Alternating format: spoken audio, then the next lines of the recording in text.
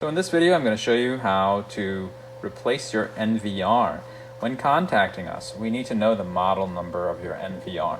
So if you look up where your NVR is located and look at the back of the NVR, let's start from there. You want to make sure you get a picture of the back of the NVR like so. It gives us some key information. We want to see those ports that are on the left-hand side right here. And we need to see all these other connections you have going on.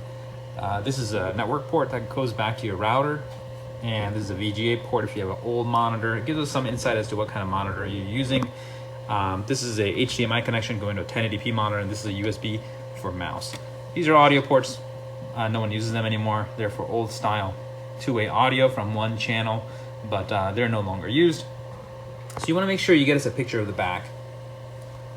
Get us a picture of also the front of the NVR. Some of these NVRs that you may have from QSee or Lorex may have a model number on the bottom left. And then you want to flip over your NVR and look for a model number that might be on the bottom.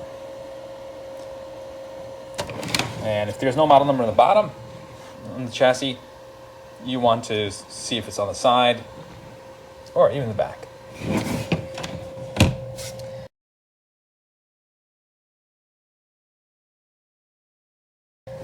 And that gives us some key elements of information we need to know. And this is, again, an NVR. Please don't confuse it with a DVR. Let me show you what a DVR looks like. It's still a black box, but if you look at the back of it, it has different connections. So these silver connections you see on the left-hand side, they're called B and C connections. And they're used for different types of cameras, which I'm going to show you in a second.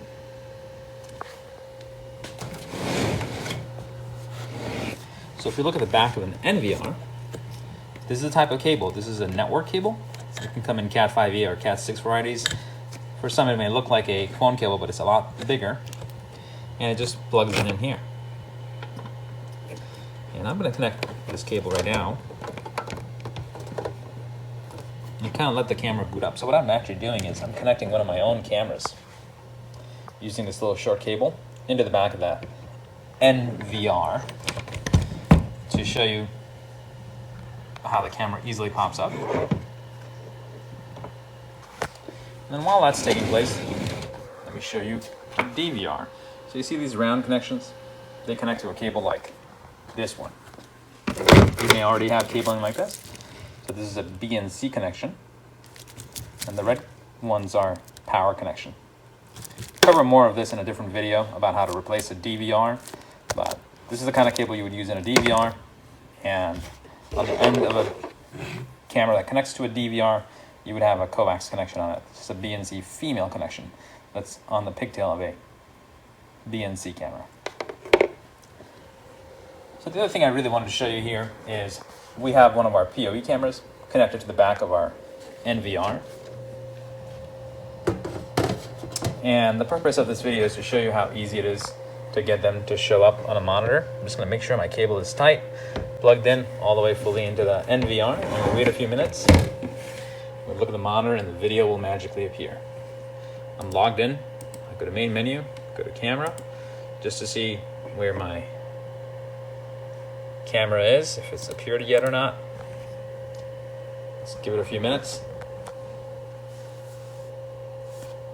So after waiting a couple of minutes, the video appears from the camera. NVR and camera are plug and play. There's no configuration necessary, so the video just appears. So that's how PoE NVRs work. Now, depending on the model of a QSee or Lorex NVR you have, or some other brand that you're trying to replace, that plug and play technology may or may not work. So these PoE ports that you see on the back of an NVR, they're called plug and play ports, and they're made to work with cameras from the same factory.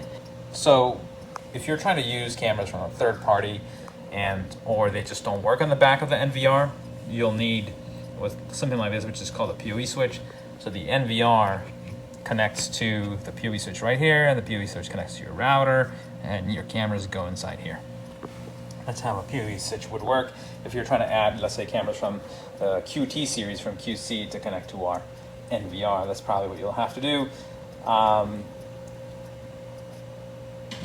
To sum up, when you're trying to replace your NVR, the key pieces of information we need are: one, picture of the back, picture of the model number, let it be located on the bottom or the side, so a clear picture of that.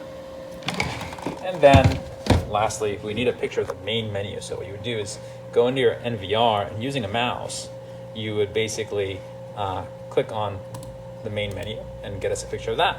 That helps us know exactly what type of NVR you have, so we can provide you with the right replacement NVR or cameras. Thank you for watching. If you're watching on YouTube, don't forget to like, comment, and subscribe.